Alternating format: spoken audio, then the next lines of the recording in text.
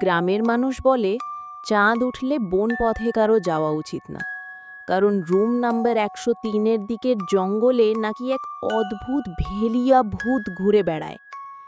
লোকেরা বলে ওটা মানুষ না, আবার পুরো নেকড়েও না, মুখটা মানুষের মতো, কিন্তু দাঁতগুলো ভাঙা কাস্তের মতো লম্বা, চোখ দুটো সবুজ আগুনের মতো জ্বলে।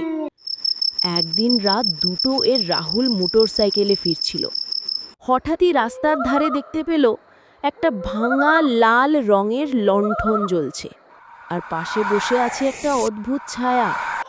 সে ভেবেছিল কুকুর, কিন্তু হঠাৎই সেই ছায়া উঠে দাঁড়ালো, গলার হাড় কট কট শব্দ করে উল্টে গেল, চোখ জলজল করতে লাগলো, আর দাঁত বের করে হাঁ করলো।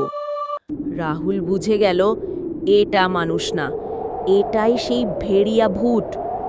লোকেরা বলে যেদিন কেউ তার চোখের দিকে তাকায় সেদিন আর সে বাড়ি ফেরা হয় না। রাহুল কি সত্যি ভেড়িয়ার হাত থেকে বাঁচতে পেরেছে? জানতে হলে অবশ্যই দেখুন পার্ট 2।